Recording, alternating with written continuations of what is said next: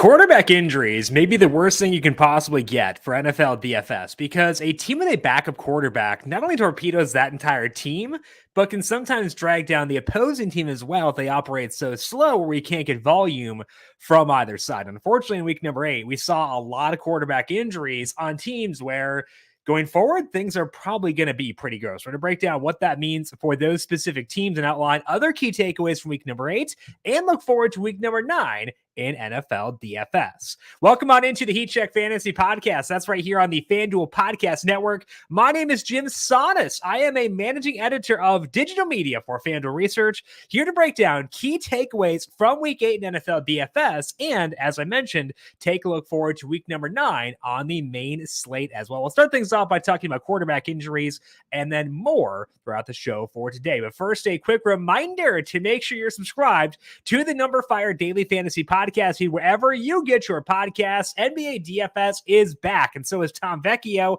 on the Daily ISO every weekday.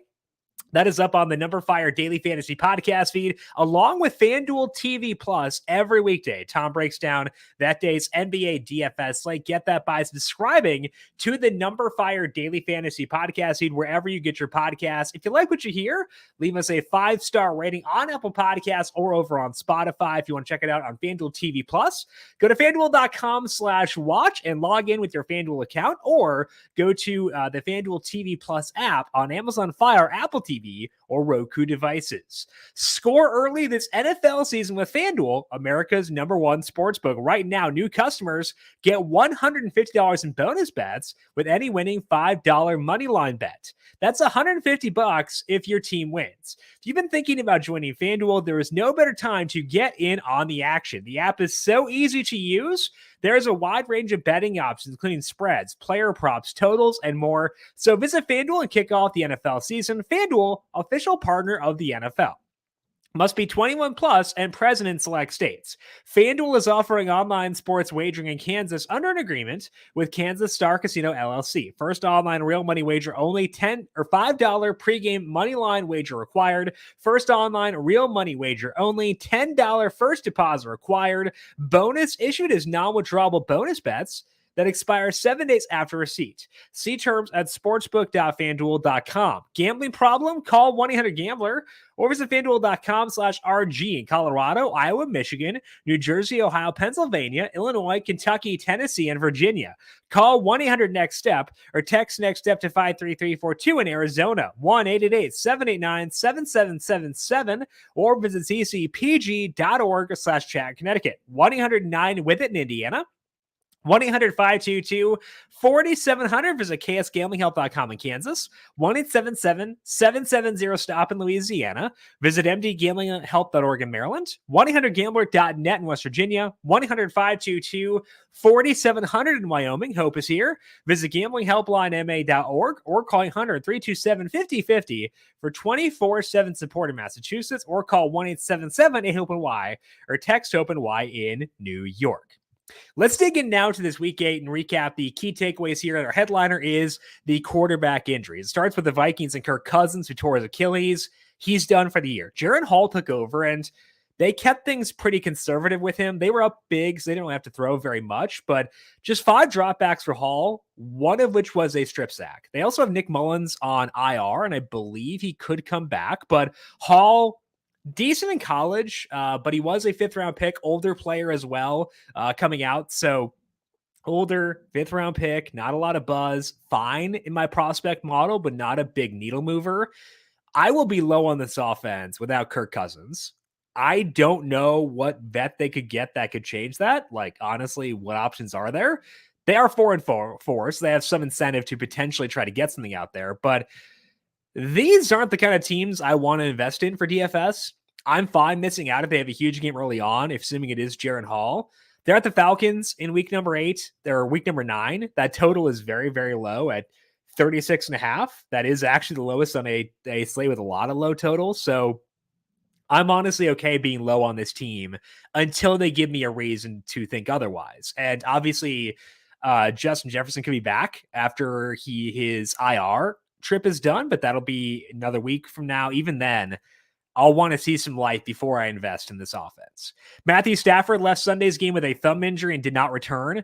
Brett Rippon took over and struggled. The game was pretty much over by that point, though. Rippon played a bit for the Broncos last year. Numbers there were really bad. They were worse than Russell Wilson, so it wasn't just the system there. He averaged negative 0.26 passing net expected points per dropback. And again, passing AAP is numberFire's expected points model. Usually league average around 0.1 or 0.08 or so. He was negative 0.26. Pretty brutal. If Rippon starts, I'm probably out on the pass catchers until we see the salaries come down for Cooper Kupp and Puka Nacua. And Kupp honestly was kind of weird the past couple weeks too anyway. So I was a bit sour there to begin with, and this kind of accentuates or it furthers that. Stetson Bennett is on the non-football injury list. No timetable for him to come back. So it's a rough situation for the Rams as well. In the backfield, full split there. Royce Freeman played a few more snaps than Darrell Henderson. Henderson was more effective, but was not on great usage. If Stafford isn't healthy, it's going to be really tough to want to go here. They're at the Packers next week. That's rough. I really would rather avoid the Rams until salaries come down quite a bit to compensate for the fact it could be Brett Rippon starting. If Stafford's fine, okay. But I want Stafford in there if I'm going to invest. Kenny Pickett suffered a rib injury and did not return on Sunday. Mitchell Trubisky took over. Trubisky did struggle in some pretty poor weather. We talked about this earlier on this year when Pickett had a knee injury, but I don't think it's a massive drop off between the two. Trubisky actually had slightly better efficiency numbers last year than Pickett. So here, pass catchers, honestly, I would say are pretty status quo with Trubisky versus Pickett. And Deontay Johnson did finish the game with 14 targets. 5 of those were deep. So Johnson is horribly inefficient. Like he gets a lot of empty volume. But 5 deep targets means he has a path to upside, and that matters quite a bit. I would need a good matchup, but I can use it even if it does wind up being Trubisky on Thursday. They face the Titans there. That secondary is bad. They just traded Kevin Byard, so they're getting worse. So Deontay Johnson, I can be on. This backfield, a full split, 50-50 snap distribution between Jalen Warren and Najee Harris. So I would say Deontay Johnson is viable for sure, even with Trubisky likely starting on Thursday night. And I think the usage for him was pretty encouraging. And I will put the bumper up on him a little bit. Desmond Ridder got checked for a concussion on Sunday and did not return. Now, Ridder did clear concussion protocol, but Arthur Smith said the benching was not performance related. So they just decided not to put him back in. The gamer is getting kind of beat up, so I get it. Taylor Heineke took over and nearly let it come back here. He and the running game combined. Again, same thing with the Steelers. I don't think it's a huge difference between these two guys. Heineke is less athletic. He's less exciting. He has a bad arm. But coaches tend to trust him to throw the ball a bit. So, like, maybe the passing volume would still be there at least. Drake London got dinged up in this game. Unsure what his status will be. But if London were to miss time, it'd make it easier to get to Kyle Pitts. Pitts' usage has been fine. Just 35 yards on Sunday, but ran 25 routes. Van Jefferson would likely be the other pass catcher who could rise if London were to miss time, but even London had trouble being relevant for DFS in this offense. So it'd really be Pitts, and I don't care too much if it's Heineke or Ridder personally. I think that Kyle Pitts would be fine in this spot. Looking forward to week number 9. Kyle Pitts' salary 52, so that's not terrible. If we get no London, we get more concentrated offense toward Pitts, I could see myself being there for sure. So Kyle Pitts, at least a guy I want to keep an eye on heading into week number 9, whether it is Ridder or Heineke who starts, and I would expect it to be Desmond Ridder on Sunday. Tyrod Taylor left Sunday's game, had to go to the hospital for a rib injury, so hopefully Tyrod is okay. Tommy DeVito took over, and the Giants did not trust him, both due to preparation, but also due to the rain. So it was just a Saquon Barkley show, and that's not sustainable, even with someone as good as Saquon Barkley.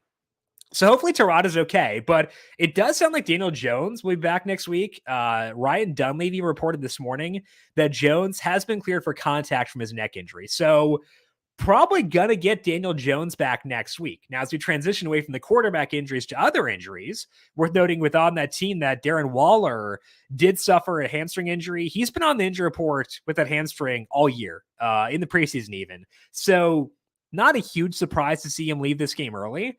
But it does ding the offense even a bit more to potentially not have Darren Waller out there on the field.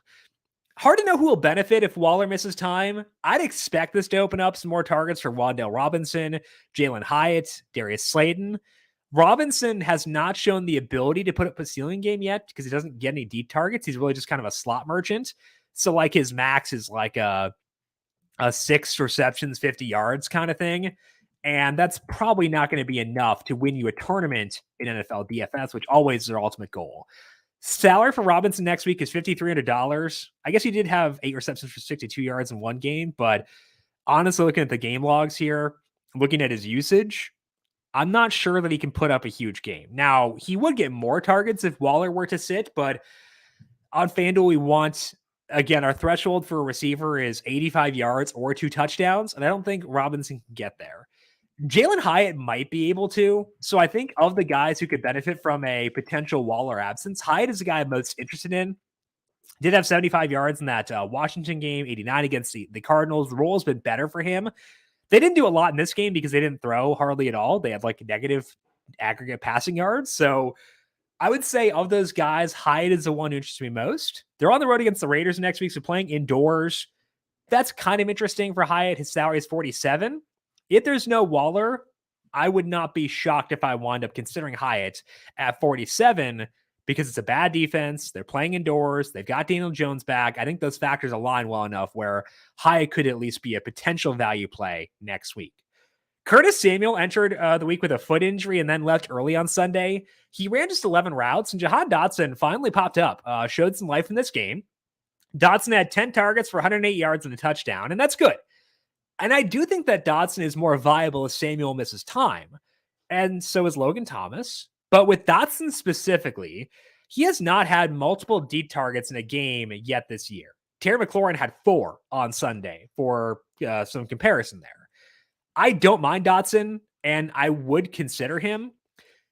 But I do want to keep enthusiasm in check because I don't think the yardage that Dotson showed on Sunday should be the expectation at the moment right now without the deep targets. This team does throw a ton, which is good. You do definitely love that. And Sam Howell took just 1 sack Sunday, so maybe he's getting the ball faster, 2.54 seconds to throw for Howell in that game. So maybe the passing offense can be better going forward. Next week, Washington is on the road taking on New England. New England's defense is banged up. No Matthew Judon, no Christian Gonzalez. So you can definitely move the ball on them better than you could before. I'd probably need Dotson's salary to still be, even if we assume there's no Samuel, probably still like 56 or so to consider him. And his salary is 59. So got a bump with that game. Let's see what McLaurin is. McLaurin's 72. I'd rather probably get to McLaurin at 72 than Dotson at 59 just because I feel better about McLaurin's upside, but I think both those probably pretty appropriate, honestly. Logan Thomas, I typed in Thomas instead of Logan Thomas, 56 for Logan Thomas. Don't mind that either. So maybe we go to Logan Thomas instead of Jahan Dotson next week if we get no Curtis Samuel. Speaking of that game, Washington and New England next week, both Devontae Parker and Kendrick Bourne got banged up for the Patriots. It resulted in Demario Douglas leading the team in both targets and routes run. He turned that into 7 targets for 25 yards, and that's kind of what you get from this offense. You don't get a lot of explosion, and not having Bourne would downgrade this offense, as weird as it is to say. So I'm open to Douglas, fine with him, but I need that salary to be very, very low to be very intrigued by Douglas. So looking forward to next week. Demario Douglas's salary is $5,400. That's fine. I can get behind that, I would guess. Between Douglas at 54 and Dotson at 59, I'm probably still leaning more towards Dotson just because I like I just like him more as a player. But Douglas has shown some juice, probably has earned a legit role in this offense. So receptive to both those guys, Dotson and Douglas, in that same game next week. Let's talk about some role changes in week number 9, beginning with the Broncos. They finally had a lead to protect on Sunday, and Javonte Williams got fed as a result. Finished with 27 carries and 3 targets. He also had 11 out of 18 red zone chances, which is a huge role for a running back to have. Now, if the Broncos were to shed assets at the trade deadline, that'll hurt the odds they do get leads and can kind of grind Williams from ahead.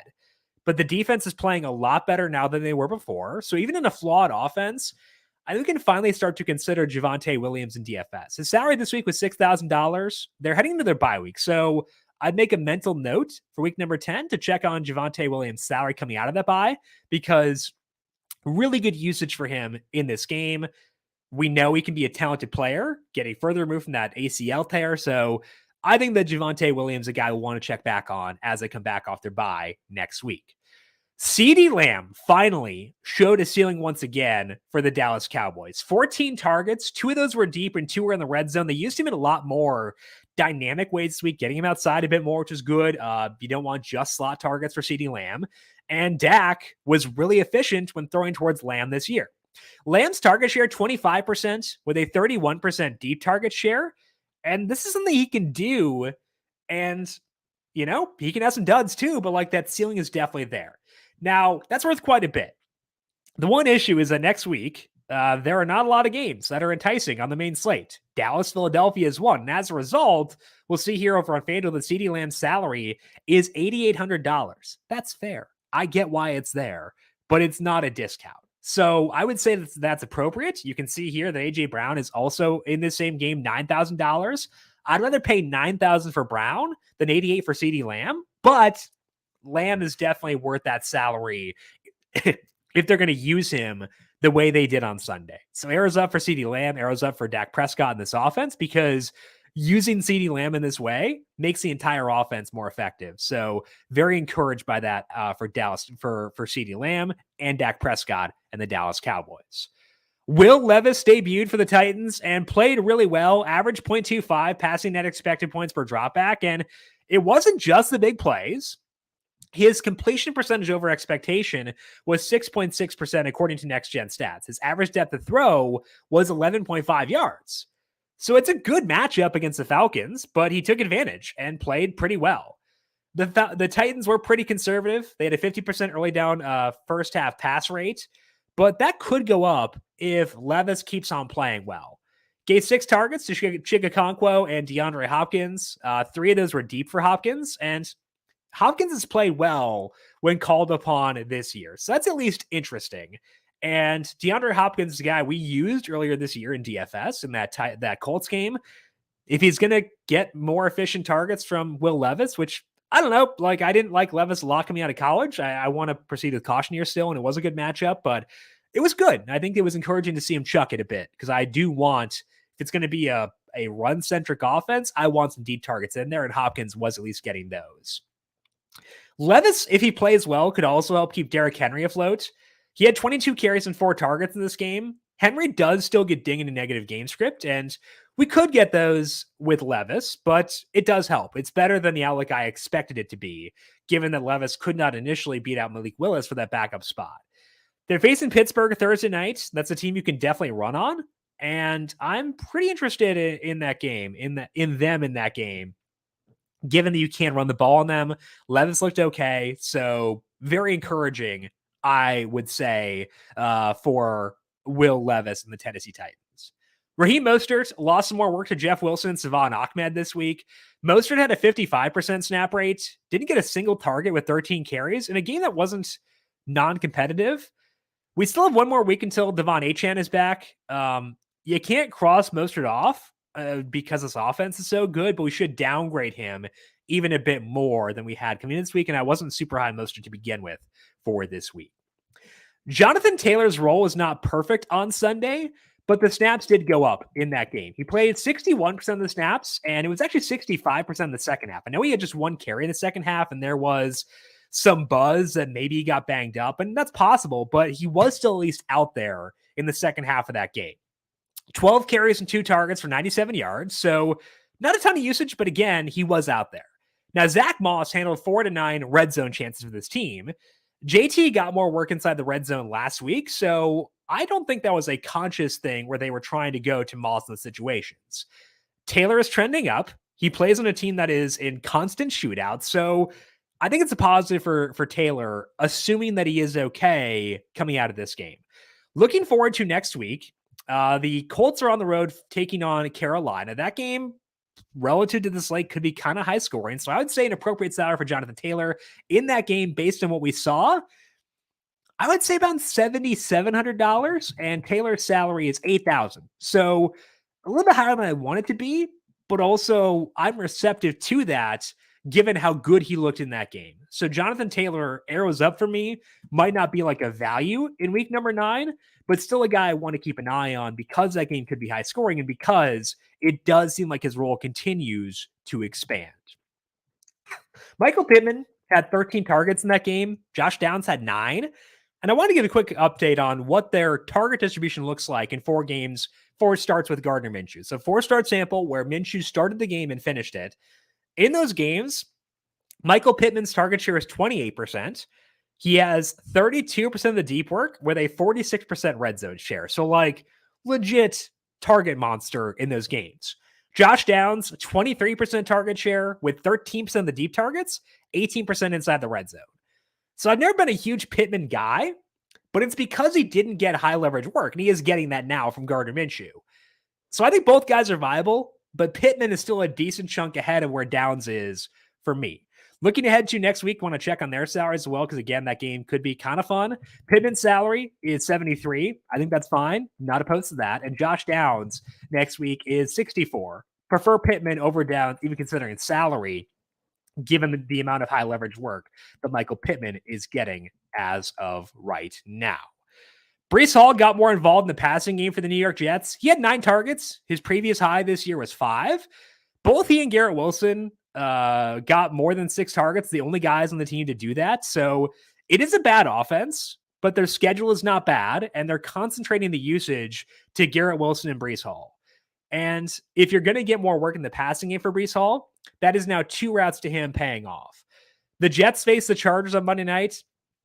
I think they'll be competitive in that game. I would not be shocked if I wind up playing the points with the Chargers, but I think the fact that they're concentrating the usage here helps overcome how bad that offense has played. So arrows up continually for Breece Hall, even though we've seen Zach Wilson regress a bit the past couple of weeks. Gus Edwards had a season-high 23 carries plus 2x targets on Sunday. He also had 94 yards and a 55% red zone share. His red zone share entering this game in games with Justice Hill and without J.K. Dobbins was 17%. So it's a boost for Gus Edwards for sure. His 2 best games have been the 2 games since the offense has gotten fully healthier too. So maybe this is a trend for Gus Edwards where he's starting to trend up. We can potentially consider him, but I'm not fully sold just yet. I think Gus Edwards, with the way he's currently used, is deserving a salary around probably $6,500, $6,600. And next week, he is 71. So again, a bit over salaried. I'm guessing that I'm probably guessing too low on these salaries for next week because it's a low scoring slate in general. There's no Dolphins, no Chiefs, no Lions, no 49ers next week, no Jags. So like it's kind of a low scoring slate in general. Maybe that's why I'm guessing too low on all these, but not a value for Gus Edwards at 71. Couldn't get value in JT either. So might be a tough week as far as trying to find legitimate value for next week. Kenneth Gainwell lost a fumble inside the red zone and led to more work in close for DeAndre Swift. Swift had 4 out of 8 red zone chances on Sunday, and that was his highest number in a game with Gainwell active. He was at a 19% red zone share in games since Gainwell's return, 19% red zone share. I don't know if this will stick because they do seem to like Gainwell in close, but he lost a fumble in the red zone, was answering Instagram DMs during halftime, and that's kind of weird. But, you know, if we were to take away one obstacle for Swift to score, it would be a nice little boost. He'd obviously still have the tush push. So, like, Swift would still not be like a great touchdown bet, but he'd at least be better than what he was at. So I think arrows up for Swift a bit. Looking forward to next week in that game with the Cowboys again, because it's going to be like the premier game on the slate. I think all things considered, Swift should probably be somewhere around like $7,500, and he's 72. So that's the first value we've seen here. And again, it's not perfect yet because he will still lose goal line work to Jalen Hurts, but it's better than it was. So Swift at 72, probably the best quote unquote value relative to salary we've seen at running back so far for next week. Miles Sanders was back for the Panthers, but Chuba Hubbard remained the lead back for this team.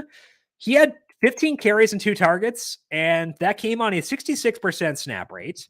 So Hubbard is the lead back now, it seems. And given how Sanders performed before his injury, that's not a huge shock. This is not a great offense, but they did show, I would say, some flashes on Sunday, so it wasn't bad. So a 66% snap rate, bad offense, can get some work as both a rusher and a pass catcher. That to me is probably a salary, a profile of a guy with a salary around $6,500 for Chuba Hubbard, and he is 65 on the button for next week. Taking on the Colts, they've had a lot of high scoring games so far this year. So Chuba Hubbard, at least interesting as a potential value next week. I know the production was not there this week, but the usage was. He's ahead of Miles Sanders right now. So if you're looking for value at running back, would not be shocked if Chuba Hubbard winds up being one of the guys we turn to in week number 9, given he is now the lead back on the Carolina Panthers. Zach Charbonnet outsnapped Kenneth Walker on Sunday. I know Walker got kind of banged up. I'm not sure if that was the reasoning behind why Charbonnet played, but the reason this matters is because Charbonnet played well. Walker, 12 adjusted opportunities compared to Charbonnet's 9. So Walker still had the edge there, but it was a reduction. And again, I don't know if that was because he got banged up or what, but Charbonnet playing well is a bad thing for Kenneth Walker in terms of his usage going forward.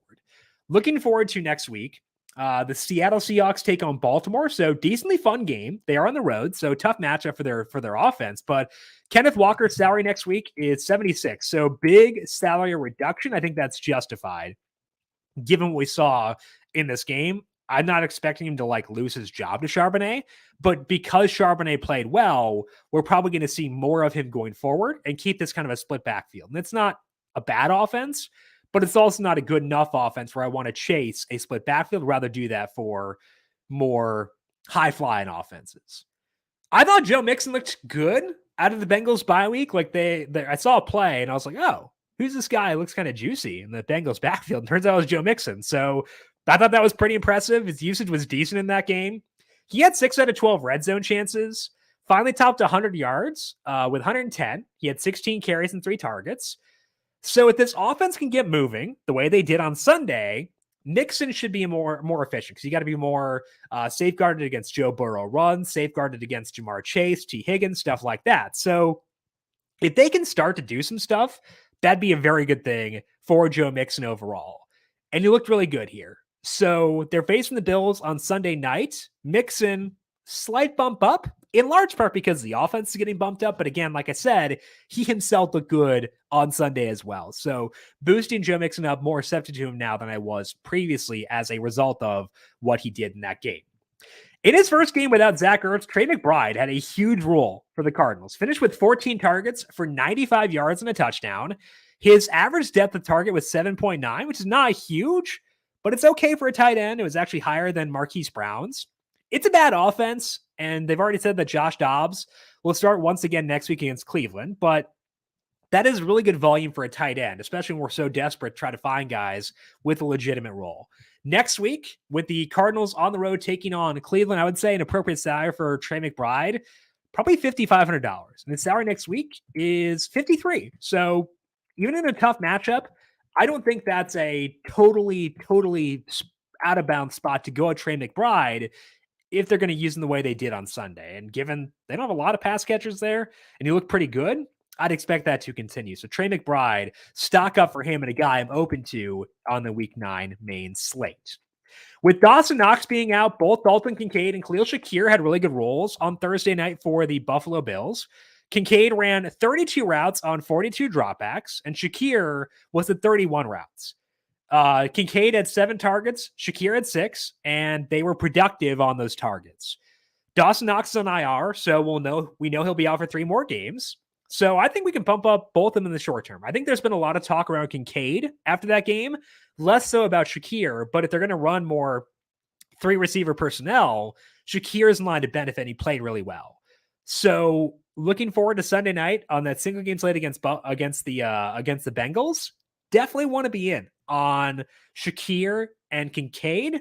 And especially if Kincaid gets a bigger boost in terms of salary, maybe Shakir could be the guy you turn to save some salary for single game slates in that game. Rashee Rice's snap rates went up again this week. He actually led all Chiefs wide receivers in routes run. I believe that's the first time he did that this year. I think Mike Clay tweeted that out of ESPN. So I could be wrong, but I believe that was the stat that I saw. But it's definitely an expanding role for Rashee Rice. He's the firm number 2 behind Travis Kelce. Rice should be in the low 6,000 range or so, but he's very much a viable option, especially for game stacks. If you want to offset the salary a bit on Mahomes and Kelce, plop in Rashee Rice. That does help quite a bit. And typically, if Mahomes goes off, he can carry 2 pass catchers, and the likelihood that second guy behind Kelsey is Rashee Rice tends to be going up. So pretty into Rashee Rice right now. Quick note that Aaron Jones did see his snaps go up a bit this week. He played a 48% snap rate. That is his best number since the hamstring injury. 7 carries and 5 targets for 46 yards. He had 4 to 12 red zone chances. I wanted to start getting full practices. If he does, I will jump on board with Aaron Jones. But more so than the snap rate here for Jones will be the practice reports. If he gets into full practice this week, that's when I'll buy in. He has not done that yet since the hamstring injury. So that to me will be the key thing to monitor. Can't really do name that salary on Jones. It does hinge so much on what his practice availability looks like. His salary is 64. So if we get a full practice, I might be there, but I want to see the full practice before I buy it. Taysom Hill was very involved as a runner on Sunday. He had 9 carries, 7 of which were inside the red zone for the Saints. He had a 50% red zone share for the offense, which is great for a running back. And this guy, I think, is still a tight end on FanDuel. Alvin Kamara was at 43% red zone share, so still very good.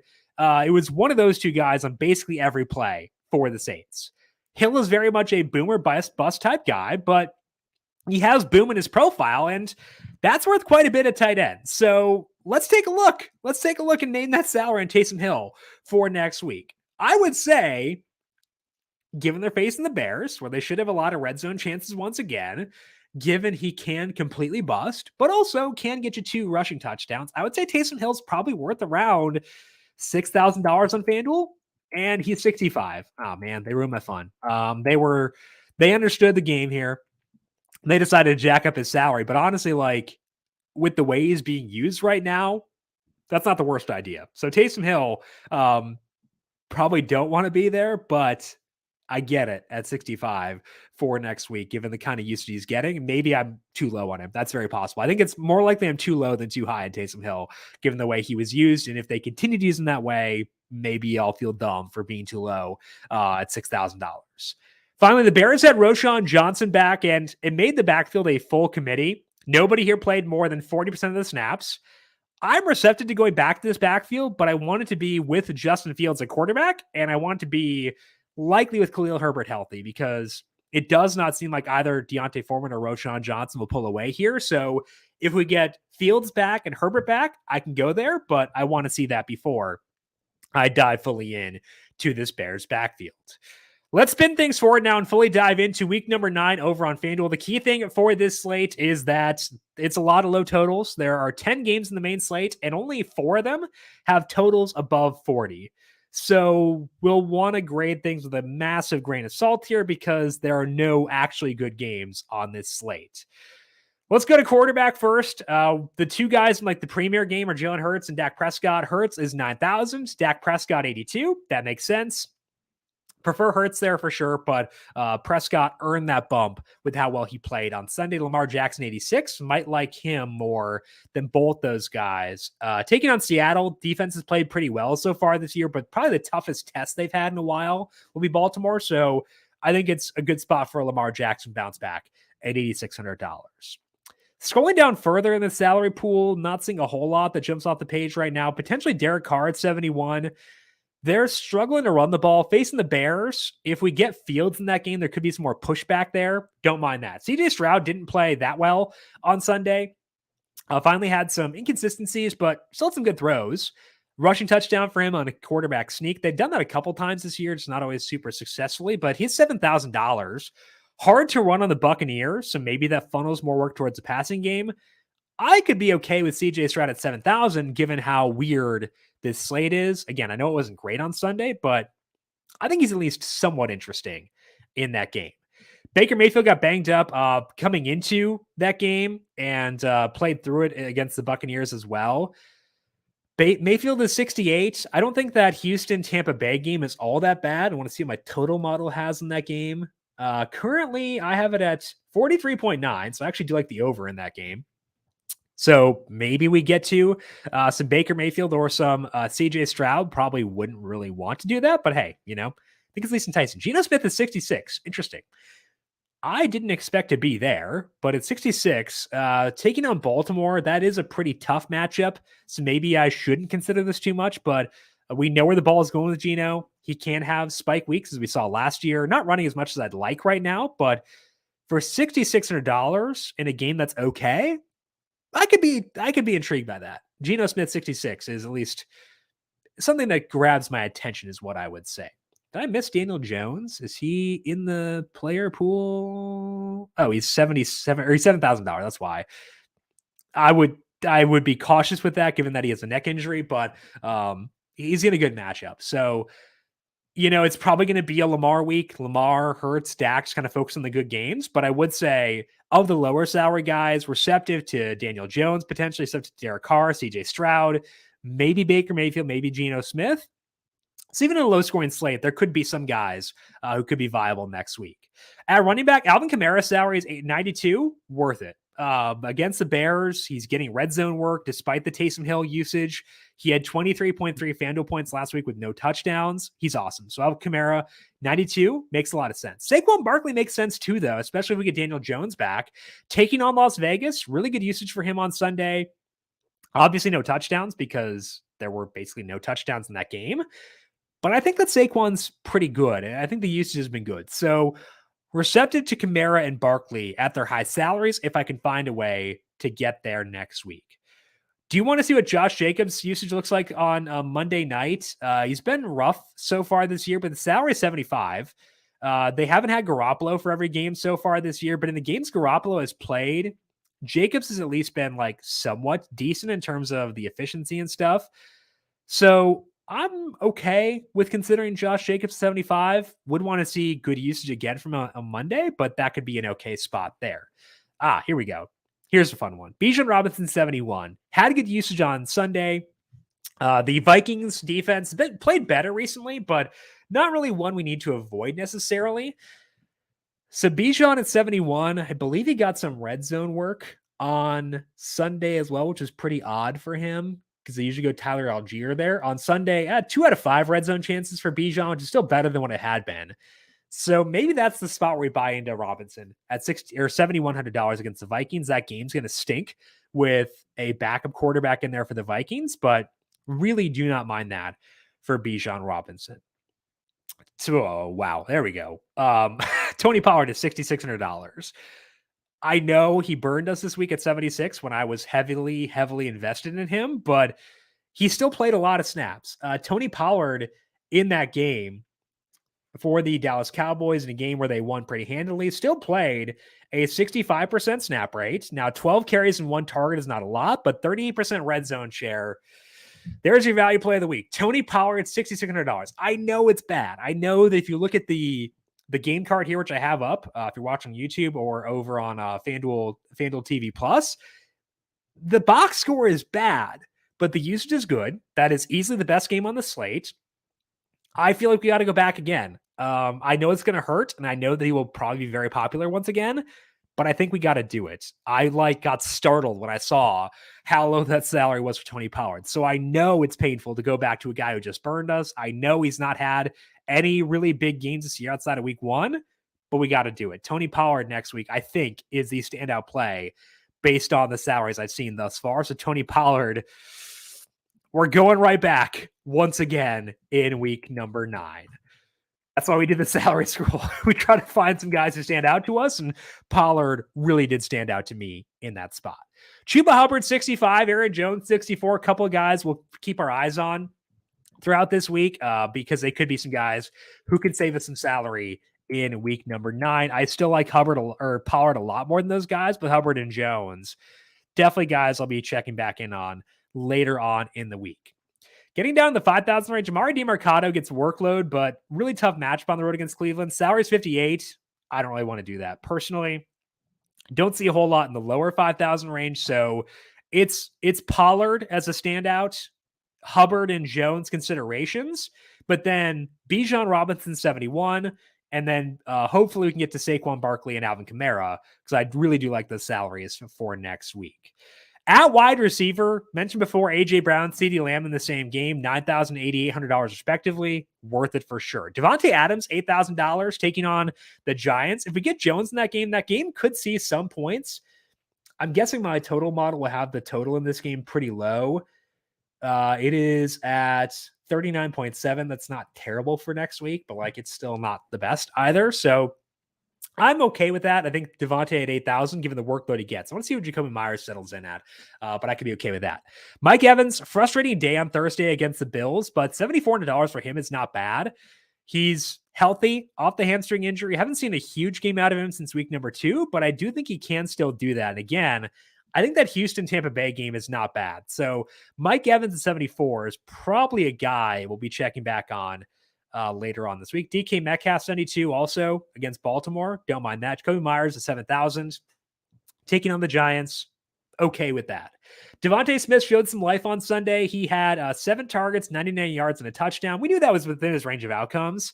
It's definitely a spot where I think it's very similar to the Jamar Chase, T. Higgins discussion from years past, where Chase is the guy, and we want to get there when we can. But like Devontae Smith is also okay as a way to get exposure to that offense. So you prefer A.J. Brown, even accounting for salary, but Devontae Smith still a very viable piece who can have really nice games, as he did on Sunday.